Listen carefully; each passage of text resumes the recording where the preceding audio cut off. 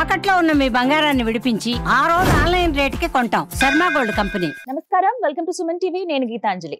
మహాకుంభమేళ ప్రయాగ్రాజ్లో జనవరి 13 నుంచి ప్రారంభిస్తే ఫిబ్రవరి 26వ తారీఖు వరకు అత్యద్భుతంగా జరగబోతుందనేది మనం వార్తలను బట్టి, ఇప్పుడు వస్తున్న ఇన్ఫర్మేషన్ బట్టి తెలుసుకుంటున్నాం. ఇది నిజంగానే మహాకుంభమేళానా? 144 సంవత్సరాలకు ఒకసారి వచ్చేటువంటి ఈ కుంభమేళాలో అందరూ ఖచ్చితంగా స్నానం ఆచరించండి, వెళ్ళండి, పాల్గొనండి అంటూ చెప్తున్నటువంటి మాటలు ఎంతవరకు నిజం? ప్రత్యేకించి సామాన్య భక్తులుగా, సామాన్య ప్రజలుగా మనందరం ఈ కుంభమేళాకు వెళ్ళి తీరాల్సిందేనా? వెళ్ళాలి అనుకుంటే గనక ముఖ్యమైన రోజులంటూ ఏవైనా ఉన్నాయా? అలాగే అఘోరాలు, నాగసాధువులు ఎక్కువగా వస్తూ ఉంటారు. వాళ్ళ ఆశీర్వాదాలు తీసుకోవటం, వాళ్ళని కలవటం కూడా ఒక అదృష్టమే అని చెప్తూ ఉన్నారు. ఇన్ని కోట్ల మందిలో మనం అసలు ఎలా వెళ్ళగలం? వెళ్ళేటువంటి మార్గాలు ఏంటి? ఎప్పుడెప్పుడు వెళ్ళాలి? ఈ వివరాలన్నీ ఈ వీడియోలో తెలియజేస్తాను. అయితే వివరించేందుకు ప్రస్తుతం మనతో పాటు ఉన్నారు ప్రముఖ జ్యోతిషులు బ్రహ్మశ్రీ నందిభట్ల శ్రీహరి శర్మ గురువు గారు. వారితో మాట్లాడదాం. గురుగారు నమస్కారం అండి. వాగర్థావివ సంపృక్తౌ వాగర్థ ప్రతిపత్తయే జగతః పితరౌ వందే పార్వతీ పరమేశ్వరౌ. సదాశివ సమారంభాం శంకరాచార్య మధ్యమాం అస్మదాచార్య పర్యంతం వందే గురు పరంపరాం.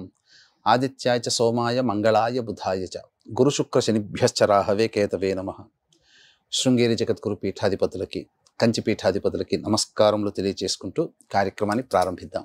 గురుగారు, మహాకుంభమేళ ముందుగా నాకు ఒక క్లారిటీ కావాలి. 144 సంవత్సరాలకు ఒకసారి వచ్చేటువంటి కుంభమేళానా ఇది? మనం గమనించుకుంటేనమ్మా, 144 సంవత్సరాలకి వచ్చేటువంటి కుంభమేళ అంటే దానికి ఒక చరిత్ర మనం కొంత తెలుసుకోవాలి. మన ఈ దక్షిణాది ప్రాంతంలో పుష్కరాలకి చాలా ప్రాధాన్యత ఉంటుంది. 12 ఏళ్ళకి గురుడు ఒక్కొక్క రాశిలో సంచారం చేస్తుండగా పవిత్రత వస్తుంది కాబట్టి ప్రవేశం చేసిన మొదటి 12 రోజులు పుష్కర స్నానాలు చేస్తారు.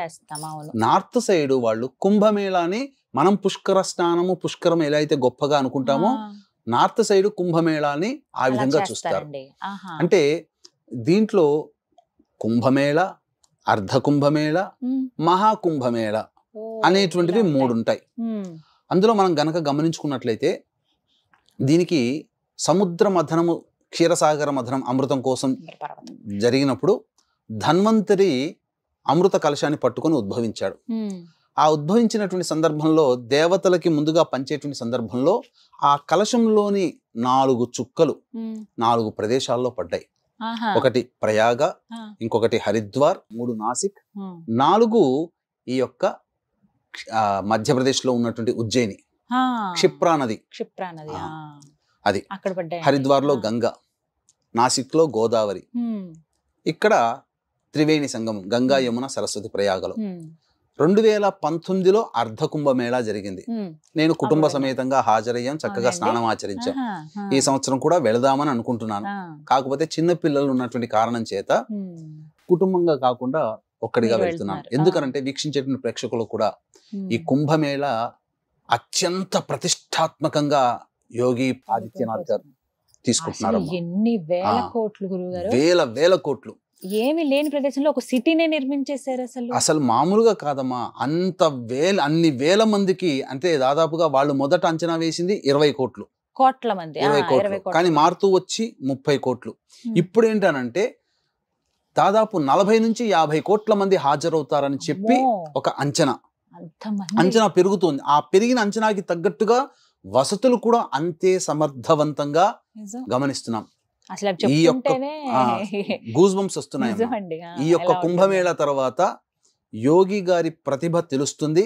తదనంతరం భారతావనికి మళ్ళీ ఒక చుక్కాని, మోడీ లాంటి చుక్కానిగా తయారవుతాడంలో సందేహం లేదు. ఎందుకంటే సమర్థుడు ఉండాలమ్మా. అసమర్థుడు చేసినప్పుడు జరిగిన తప్పిదాలకి నా తప్పిదం అనుకొని కూర్చొని ఉండడు అసమర్థుడు. అసమర్థుడి కన్నా సమర్థుడైనటువంటి పరిపాలన దక్షుడిగా ఉండాలి. ఇక మీరు అడిగినట్టుగా 144 సంవత్సరాలుగా వచ్చింది ఇదేనా అని అంటున్నారు. అయితే అర్ధ కుంభమేళ ప్రతి 6 సంవత్సరాలకి జరుగుతుంది. కుంభమేళ 12 సంవత్సరాలకి. అయితే ఈ యొక్క గురువు రవి సంచారం జరుగుతున్నటువంటి సందర్భంగా వాటిని పరిగణలోకి తీసుకొని చెప్పారు. రవి మకర రాశిలో ఉండగా, గురువు వృషభ రాశిలో ఉండగా ఈ యొక్క కుంభమేళ జరుగుతుంది. అయితే కొన్ని అంచనాల ప్రకారము, అంటే మనకు కొన్ని నివేదికల ప్రకారము మహాకుంభమేళ అంటే 12 సంవత్సరాలకి ఒక కుంభమేళ కదా, అటువంటి 12 గడిస్తే ఆ 12వ దాన్ని మహాకుంభమేళ అంటారు. 144 సంవత్సరాలది, అది 2013లోనే అయిపోయిందని చెప్పి అనుకున్నారమ్మా. జరిగింది. కొంతమంది ఇప్పుడు కూడా లెక్కలో వేసుకొని ఇది కూడా మహాకుంభమేళ అని చెప్తున్నారు కొన్ని నివేదికల ప్రకారము. ఏది ఏమైనా కుంభమేళ కదమ్మా. దీనికి దాదాపుగా డిసెంబర్ మాసం, మార్గశిర మాసం నుంచే సాధువులందరూ వచ్చారు. అసలు 1,50,000 గుడారములు ఉన్నాయమ్మా.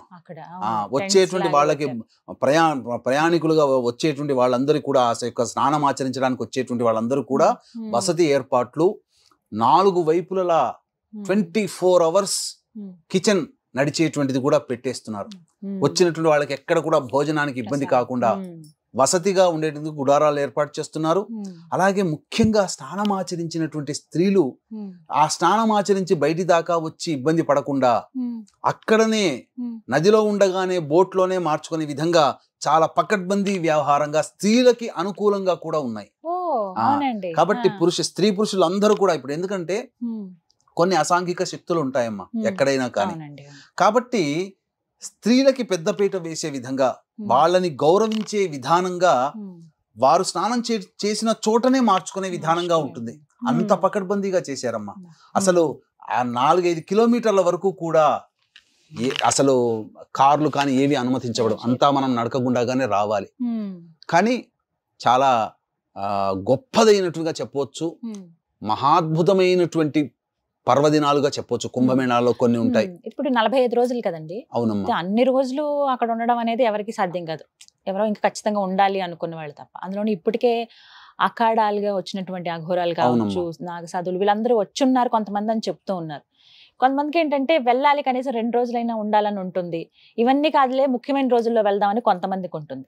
నేను విన్నాను అత్యంత ముఖ్యమైనవి శక్తివంతమైన రోజులు కూడా ఉన్నాయి అని చెప్పి విన్నానండి. అవి ఏంటి, ఎన్ని ఉన్నాయి, ఆ రోజుల్లో అసలు మేము వెళ్ళొచ్చా, వివరించండి. మనకు ఈ యొక్క 45 రోజుల పాటమ్మా, 13వ తారీఖు నుంచి 31కి 19 రోజులు, తర్వాత 26వ తారీఖు వరకు, 26 + 19 45 రోజులు. 45 రోజులు ఈ యొక్క కుంభమేళ ఉంటుంది. మొట్టమొదటి రోజు షాహి స్నానాలు, అంటే 6 పర్వదినాలలో షాహి స్నానాలు చేయాలి. శక్తివంతముగా ఉంటాయి మీరు అన్నట్టుగా. 13 జనవరి భోగి, ఆ రోజున ఒక స్నానం. 14 జనవరి సంక్రాంతి, ఆ రోజున స్నానము. తర్వాత 29వ తారీఖు ఈ మౌని అమావాస్య. చాలా ముఖ్యమైన రోజు కదా. చాలా ముఖ్యమైన రోజు. ఆ ఒక్క మౌని అమావాస్య రోజునే దాదాపు 5 నుంచి 8 కోట్ల మంది స్నానం ఆచరిస్తారని అంచనా వేస్తున్నారు. తర్వాత 3వ తారీఖు ఫిబ్రవరి వసంత పంచమి, ఎందుకంటే సరస్వతి నది ప్రవహిస్తుంది కదా అక్కడ, జ్ఞానానికి కారకత్వం. 12వ తారీఖు మాఘ పౌర్ణమి, అది కూడా చాలా విశేషం, మాఘ పౌర్ణమి. తర్వాత 26 శివరాత్రి రోజున చేసేటువంటి స్నానం. 6 రోజులు మధ్యలో భీష్మ ఏకాదశి కూడా చెప్పబడి ఉంది. ఈ యొక్క భీష్మ ఏకాదశి రోజు కూడా మనం చెప్పుకోవచ్చు. కాబట్టి ఇక్కడ ప్రధానంగా స్నానం ఆచరించాలి. మనకు ఈ త్రయస్థలి క్షేత్ర మహిమ అంటే కాశీ, గయ, ప్రయాగ, ఈ 3 స్థలాలకు సంబంధించినటువంటి ప్రత్యేకత కలిగినటువంటి ఒక ఉందమ్మా. దాంట్లో మాఘమాసములో ఏదైనా 3 రోజులు అక్కడ త్రివేణి సంగమ స్నానం చేస్తే మానవుడికి నరక బాధలు ఉండవు అని చెప్పబడి ఉంది. కాబట్టి ఆ 3 రోజులు ఏమి అనేటువంటివి చాలా మందికి ఇతమిద్దంగా చెప్పలేకపోతున్నారు. అది సంక్రాంతి అని చెప్తున్నారు, మౌని అమావాస్య అనిగా చెప్తున్నారు, లేదా మాఘ శుద్ధ ఏకాదశి పంచమి అని, మాఘ పౌర్ణమి అని, లేదా దశమి, ఏకాదశి, ద్వాదశి, ఈ 3 రోజుల్ని కూడా వరుసగా పెట్టి 3 రోజులు అక్కడ చేయవచ్చు అని అంటున్నారు. ఏది ఏమైనప్పటికీ కూడా స్నానం ఆచరించడం ద్వారా ఆ రోజు ఉన్నటువంటి ప్రకృతిలో ఉన్నటువంటి శక్తుల కలయిక, అంటే అంతరిక్షంలో గ్రహాలు, ఆ గ్రహ సంచారం జరుగుతున్నప్పుడు కొంత దైవీక శక్తి భూమి మీదకు ప్రసరిస్తుంది. అది కొన్ని కేంద్రాలలో ఉంటుంది. కాబట్టి ఈ దైవికమైనటువంటి శక్తి నదులు భారతదేశం అన్ని ప్రాంతాల్లో ఉంటాయమ్మా. కానీ కొన్ని ప్రాంతాలలో కొన్ని సమయాలలో దైవిక శక్తి కేంద్రీకృతం అవుతుంది. ఈ దైవిక శక్తి ఈ యొక్క కుంభమేళాలో ప్రయాగలో ఉంటుంది.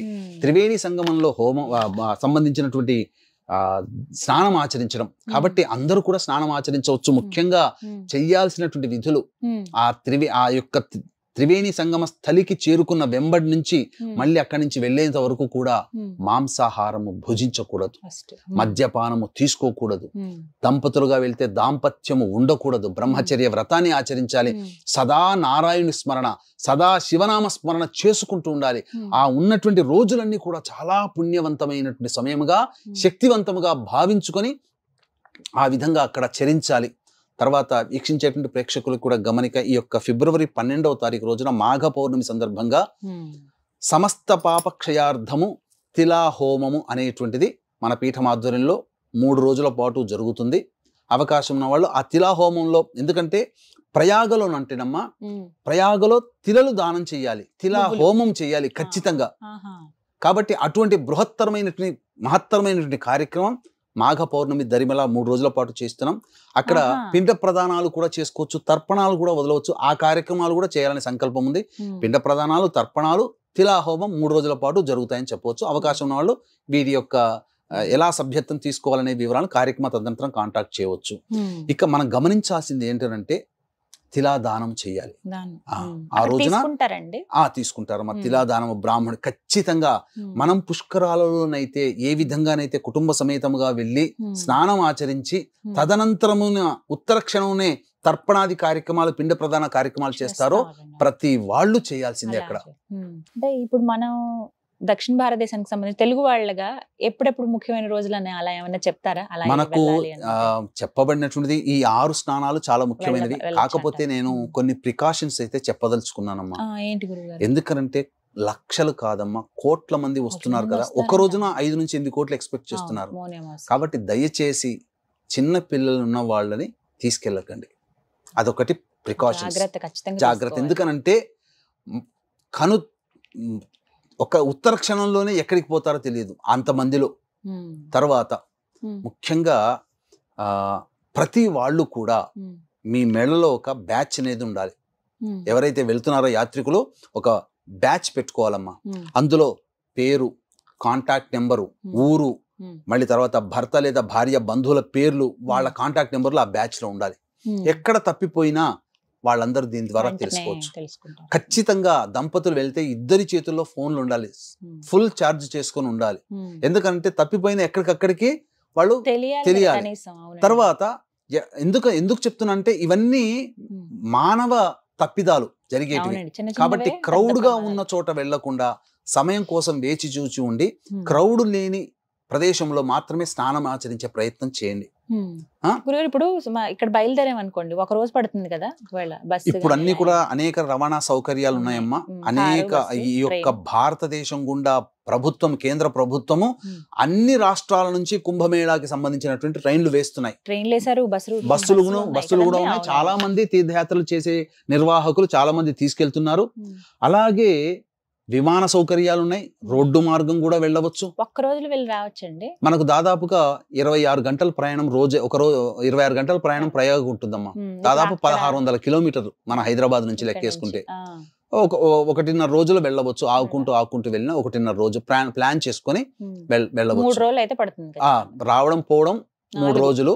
అక్కడ ఏదైనా 1 లేదా 2 రోజులు ఉండవచ్చు. స్నానం ఆచరించి అక్కడ చాలా మంది మనకు గొప్ప దైవిక శక్తులు కలిగినటువంటి వ్యక్తులు వస్తున్నారమ్మా. అసలు అదే అడగబోతున్నాను. నాగ సాధువులు, అఘోరాలు కొంతమంది కొన్ని వందల సంవత్సరాల నుంచి జీవించున్న వాళ్ళు వస్తారట కదండి. వస్తారమ్మా. హిమాలయాల్లో ఇప్పటికీ కూడా ఉన్నారు నాగ సాధువులు ఉన్నారు. వాళ్ళ వంట మీద ఒక నూలు పోగు ఉండదు. అయినా అంతటి -డిగ్రీలో కూడా వాళ్ళు ఉండగలుగుతున్నారంటే ఆ దైవనామ స్మరణ. అటువంటి వాళ్ళందరూ వస్తున్నారు. అందరి ఆశీర్వచనాలు తీసుకోండి. ఏ పుట్టలో ఏ పాముందో అక్కడ చేసే తప్పిదాలంటే మనకున్నటువంటి తుంటరి పనులు ఏం చేస్తుంటారంటే అది అంతా కూడా వాళ్ళని విమర్శిస్తుంటారు, హేళనగా నవ్వుతుంటుంటారు. మనం ఒక పరాచకాలు ఆడడం, మనకేంటంటే ఒక సీరియస్ గా ఉండడం తెలియదు, ఒక భక్తిగా చాలా తక్కువ మంది మాత్రమే ఉంటాం. గౌరవం అనేది లేదమ్మా. బ్రాహ్మణుడు అన్నా, సన్యాసులన్నా, యతీంద్రులు అన్నా, లేదా గొప్ప గొప్ప సాధువులన్నా మన తెలుగు రాష్ట్రాల్లో చాలా మటుకు తక్కువనే, మర్యాద తక్కువనే చెప్పాలి. కాబట్టి మన వాళ్ళు అక్కడికి వెళ్ళినప్పుడు మన ప్రదేశం కాదు, మన మనుషులు కారు, విమర్శించడానికి మనం ఎవరం. కాబట్టి విమర్శించకుండా వచ్చి, ఎందుకంటే ఎక్కడో ఇక్కడ ఏం చెప్పబడి ఉందనంటే అన్యక్షేత్ర కృతం పాపం దేవాలయ వినశ్యతి, దేవాలయ స్థానే వినశ్యతి, దేవాలయ కృతం పాపం పుణ్యక్షేత్ర వినశ్యతి, పుణ్యక్షేత్ర కృతం పాపం కాశీ ప్రయాగ క్షేత్ర వినశ్యతి అని చెప్పబడి ఉంది. ఎక్కడెక్కడో పాపాలు చేసిన దేవాలయంలో చేసినవి పుణ్యక్షేత్రాల్లో చేసిన సమస్త పాపాలు, గత జన్మ పాపాలన్నీ కాశీ ప్రయాగ లాంటి క్షేత్రాల్లో పోగొట్టుకుంటాం. అక్కడికి వెళ్ళి అందరినీ ఇబ్బంది పెట్టి మళ్ళీ పాపాన్ని మూట కట్టుకోవడం.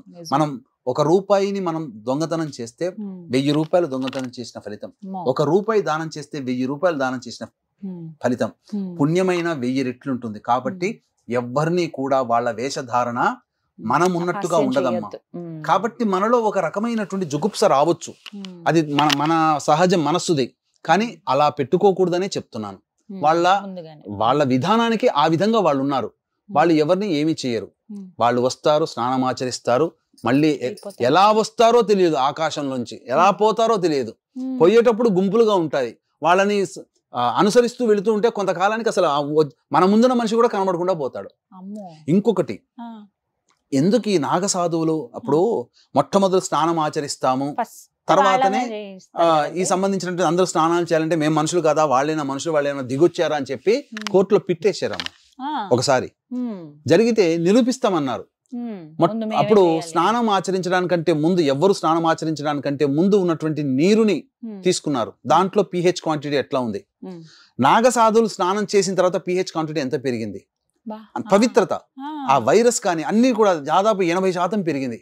అప్పుడు సైన్స్ నిర్ధారించింది. కాబట్టి నాగ సాధువులలో ఏదో మహత్యం ఉంది, కాబట్టి వాళ్ళు స్నానం ఆచరించిన తర్వాత ఆ నీరంతా పవిత్రత చేకూరుతుందని చెప్పి అప్పుడు స్నానం, ఆ పవిత్రత పొందిన నీటిలో మనం అప్పుడు సాధారణమైన మన మానవులు మనం ఆచరించాలి. అందుకే ముందు వాళ్ళు చేస్తారమ్మా. అందుకనే వాళ్ళకే ప్రాధాన్యత ఉంటుంది. వాళ్ళ యోగ నిష్ట ముందు మనం, వాళ్లకు గురువు చెప్పాడు అని అంటే ఇప్పటికీ కూడా కొంతమంది ఇలా చేయి పట్టుకొని కనిపిస్తారమ్మా, ఉన్నారు. వాళ్ళ గురువు ఆజ్ఞించాడట, ఇలా చేయి పట్టుకొని ఉండు, నేను చెప్పేంత వరకు చేయి దించకు అని చెప్పి. అది యాంటీనా లాగా పనిచేసింది, రక్త ప్రసరణ ఆగిపోయి శరీరం కూడా మనలాగా ఉండదు, ఇక అయిపోయింది, ఇట్లాగే అతుక్కుపోయినట్టుగా. కొంతమంది చాలా మాట కూడా మాట్లాడరు, కొంతమంది ఆ గోళ్లు కత్తిరించుకోకుండా ఉంటారు, శిఖ ఉంటుంది. వీళ్ళందరూ గురువు ఆజ్ఞ ప్రకారం అమ్మా. కాబట్టి నాగ సాధువులు చాలా గొప్పవాళ్ళు. అందరి ఆశీర్వచనాలు తీసుకోండి, పుణ్యాన్ని సంపాదించుకోండి, చక్కగా మీ చేతనైనంతగా మీరు దానాది కార్యక్రమాలు చేయండి, అనాథలకి అన్నదానం చెయ్యండి. ప్రత్యేకంగా నువ్వుల దానము, తిలహోమం అక్కడ చేసుకోవాలి. ఆ యొక్క కుంభమేళ సందర్భంగా అవకాశం ఉంటే అక్కడ పిండ ప్రధాన కార్యక్రమం చేసుకోండి. ఇప్పుడు చాలా మంది కోట్ల మంది వస్తున్నారు కాబట్టి వాళ్ళందరూ వెళ్ళలేకపోతారు, వాళ్ళందరూ చేయలేకపోతారు. అటువంటి వాళ్ళ తరపునే మనం బ్రాహ్మణులను కర్తగా పెట్టి పిండ ప్రధాన కార్యక్రమాలు చేస్తున్నాం, తర్పణాది కార్యక్రమాలు చేస్తున్నాం. అలాగే సమస్త పాపక్షయార్థం తిలా హోమాలు చేస్తున్నాం. ఇప్పుడు అలాంటి వాళ్ళు వెళ్ళాలంటే సాధారణ ప్రజలండి వెళ్ళి ఖచ్చితంగా అక్కడ చేయాల్సింది ఏంటో వివరించండి. అంటే వెళ్ళి ఏమైనా నామస్మరణతో స్నానం ఆచరించాలా, స్నానం ఆచరించిన వెంటనే ఇంకేమైనా పూజలు ఏమైనా చేయాలా, అలాంటివి ఏమైనా ఉంటాయండి? చాలా మంది ఎంతో ఉత్సాహంతో పుష్కరాల్లోకి వెళ్ళినట్టుగా మన తెలుగు వాళ్ళకి చాలా ఉత్సాహం ఉంటుంది, వాళ్ళ భక్తి చాలా గొప్ప. మన తెలుగు వాళ్ళు చాలా గొప్ప వాళ్ళని చెప్పవచ్చు, భక్తి తత్పరతలు ఎక్కువగా ఉంటాయి. అయితే అక్కడికి వెళ్ళినప్పుడు అవకాశం ఉంటే అక్కడి అక్కడ లోకల్ గా ఉండేటువంటి పండిట్ల యొక్క సహాయ సహకారాలు తీసుకొని స్నానం ఆచరించేటప్పుడు ఆ స్నాన సంకల్పం చెప్పించుకొని స్నానం చేయండి. దంపతులుగా వెళ్ళారనుకోండి, వేణి స్నానం అంటారు. అంటే తన భర్త తన చేతుల మీదుగా 3 చోట్ల కత్తెరలు తీసి ఆ యొక్క నీటిలో వేస్తాడు. మీకు ఎక్కడైనా కానీ వెంట్రుకలు ఏ నీటిలో వేసినా తేలుతాయి, అక్కడ వేస్తే మునిగిపోతాయి. వేణి స్నానం అది ఆ యొక్క ప్రయాగ క్షేత్రంలో ఉన్నటువంటిది. అక్కడమ్మా ఒకటి ఉంటుంది, వాళ్ళు సంకల్పం చెప్పి స్నానం ఆచరిస్తారు. సమస్తమైనటువంటి రహస్యకృత, జ్ఞానకృత, అజ్ఞానకృత, మనం ఎవరికి చెప్పుకోలేని పాపములు కొన్ని చేసి ఉంటాం కదా, అటువంటి దోషాలు తొలగిపోవడానికి కూడా సంకల్పం చెప్పుకొని స్నానం ఆచరిస్తే ఖచ్చితంగా ఆ దోషం తొలగిపోతుంది. ఇప్పుడు చాలా మందికి అంటే తెలుగు లాంగ్వేజ్ ప్రాబ్లం ఉంటది గురువు గారు, ఎలా మరి అక్కడ మన తెలుగు వాళ్ళు కూడా ఉంటారమ్మా, ఏమి ఇబ్బంది పడాల్సింది లేదు. మాఘమాసంలో పౌర్ణమి దరిమల 3 రోజులైతే నేను ఉంటాను అక్కడ. అంటే ఏమని అడగాలండి ఒకవేళ అక్కడ ఉంటారు, అక్కడ పండితులు ఉంటారు, వెంబడి అక్కడ స్నానం ఆచరించే విధానంగా ఉంటుంది, వేణి స్నానం ఉంటుంది, పిండ ప్రదానాలు చేసేది వాళ్ళు ఉంటారు, తర్పణాలు చేసేది ఉంటారు, అవన్నీ చేయించవచ్చు, అవన్నీ చేసుకోవచ్చు. ముఖ్యంగా వీలైతే మీ ఇంటి పురోహితుడిని బ్రహ్మగారిని తీసుకుని వెళ్ళండి, ఆయన అక్కడ కూడా మీకు దగ్గరుండి చక్కగా చేస్తారు, ఎవరితో అవసరం లేదు. లేదు మాకెవరు లేరన్నప్పుడు మీరు సొంతంగా వెళ్ళినప్పుడు చేయండి, వీలైతే దంపతి సమేతంగా వెళ్ళండి. లేదు అని అంటే భర్త వెళ్ళినా అందులో చేసే పుణ్యంలో భార్యకు సగం వస్తుంది, అదేమి ఇబ్బంది లేదు. కానీ ఖచ్చితంగా అక్కడికి వెళ్ళిన తర్వాత తీర్థ విధి స్నానమును ఆచరించాల్సిందే, దానాది కార్యక్రమంలో చేయాల్సిందే. తర్వాత పిండ ప్రదానం, తండ్రి లేకపోతే పిండ ప్రదానం, తల్లి లేకపోయినా పిండ ప్రదానం చేయాల్సిందే, తర్పణాలు వదలాల్సిందే. ఇవి తీర్థ స్నాన కృత్యములు. అది చాలా మంది అక్కడ ఆ స్నానం ఆచరించేటప్పుడు ఉమ్మి వేయడం కానీ, మూత్ర విసర్జన చేయడం కానీ, బట్టలు ఉతుకోవడం కానీ అట్లాంటివి చేయకూడదు. చాలా పవిత్రంగా వెళ్ళాలి. అసలు స్నానం ఆచరించడానికి చేసే విధానము తీర్థక్షేత్రాలు ఎలా ఉంటుందంటేనమ్మా, చాలా మంది తెలియక పొద్దునే లేచి మొహం కడుక్కొని ఇంత టీ తాగేసేసి వెళ్ళిపోయి స్నానాలు చేస్తుంటారు. కానీ గంగా మహాతల్లి, యమునా తల్లి, సరస్వతి అంతర్వాహిని, ఏ తీర్థక్షేత్రానికి వెళ్ళినా మొట్టమొదలు మనము కాలకృత్యాదులన్నీ తీర్చుకొని మలమూత్ర విసర్జన దంతధావన అన్ని చక్కగా చేసుకొని స్నానము చేసి పొడి బట్టలు కట్టుకొని అప్పుడు మళ్ళీ స్నానానికి వెళ్ళాలి. అంతే తప్ప నిద్ర లేచి మొహం కడుకొని స్నానం, మన ఇంట్లో స్నానం చేసినట్టుగా స్నానం చేయకూడదు, ఆ స్నాన ఫలితము రాదు. కాబట్టి యథావిధిగా చక్కగా మనం ఎక్కడైతే బస చేసి ఉంటామో అక్కడ స్నానం ఆచరించి శుచితో మళ్ళీ స్నానం చేయాలి. ఇంట్లో దిగినటువంటి హోటల్లో కానీ ఏ రూమ్ లోనే చక్కగా సబ్బు పెట్టి స్నానం చేసుకోవచ్చు. చాలా మంది చేసేదంటే అక్కడికి వెళ్ళి సబ్బు పెట్టుకొని స్నానం చేస్తారు. కాశీకి వెళ్ళినా అంతే, గయాకు వెళ్ళినా అంతే, ఏ కృష్ణా గోదావరి నదీ తీరంలోనైనా అంతే, ఇదే పనులు చేస్తారు. దానివల్ల అసలు ఫలితం రాకపోగా ఇబ్బందులు అనేటువంటి కలుగుతాయి. కాబట్టి ఎప్పుడు కూడా ఆ విధంగా స్నానం ఆచరించకుండా రూమ్ లో స్నానం చేసుకొని మంచి బట్టలతో వెళ్ళి పవిత్రముగా స్నానం చేసి రావాలమ్మా. ఇది స్నాన విధి. ఒక 4 రోజులు అంటూ పెట్టుకుంటే మంచిదమ్మా. 4 రోజులు పెట్టుకుంటే చాలు. మళ్ళీ మళ్ళీ మన జీవితంలో ఇంతటి వైభవోపేతమైనటువంటిది చూడలేము. మళ్ళీ 6 సంవత్సరాలకి ఉజ్జయినిలో జరుగుతుంది, క్షిప్రా నదిలో జరుగుతుంది. 2020-2031 అవుతుంది. మళ్ళీ గయకి రావాలంటే మళ్ళీ 12 ఏళ్ళకి కానీ రాదు, అంత రాదమ్మా. 12 ఏందమ్మా, ఇంకా చాలా సంవత్సరాలకి రాదు. అటు హరిద్వార్కి తిరగాలి, అటు ఈ సంబంధించినటువంటి నాసిక్ లో రావాలి, తర్వాత మళ్ళీ ప్రయాగకు రావాలి. చాలా సమయం ఉంది, అప్పటికేమో ఏం జరుగుతుంది. కానీ ఇప్పుడున్న ఈ అవకాశాన్ని అయితే ఎవరు వదులుకోకూడదమ్మా. కుంభమేళ అత్యంత ప్రతిష్టాత్మకంగా యోగి ఆదిత్యనాథ్ గారు చేస్తున్నారు. అసలు నభూతో నభవిష్యతి. హ్యాట్స్ ఆఫ్ ఏర్పాట్ల గురించి చెప్తుంటేనే అసలు గూస్ బంప్స్ వస్తున్నాయమ్మా. ఏర్పాటు గురించి మన మానవ మాత్రులు ఏదో దైవశక్తి పూనితే తప్ప అట్లాంటి వాళ్ళు చేయలేరమ్మా. మానవ మాత్రులు మన వంటి వాళ్ళము ఇంట్లో 10 మంది ఇంటికి వస్తేనే భోజనం చేయలేక, భోజనం వండలేక అల్లాడిపోతాము. అటువంటిది కోట్ల మందికి ఆయన ఆతిథ్యం ఇస్తూ ఆయన అందరినీ చక్కగా చూసుకోగలుగుతున్నాడంటే ఒక దైవిక శక్తి నడిపిస్తే తప్ప కాదు. అసలు చెప్పాలంటే ఆధ్యాత్మిక హిందూ సనాతన ధర్మం పరిఢవిల్లుతుంది అన్నట్టుగా ఉంటుంది. ఎటు చూసినా హిందుత్వమే కనబడుతుంది. అక్కడ అవునండి, చూసి తీరాల్సిందే, పాల్గొని తీరాల్సిందే, ఖచ్చితంగా పోవాల్సిందే అన్నమాట. జీవితంలో మళ్ళీ మనం వెళ్తామో లేదో అన్నట్టుగా ఉన్నట్టుంటుంది అది. చాలా చక్కగా వివరించారు గురుగారు, ధన్యవాదాలు. సర్వం శ్రీ ఉమామహేశ్వర పరబ్రహ్మార్పణమస్తు.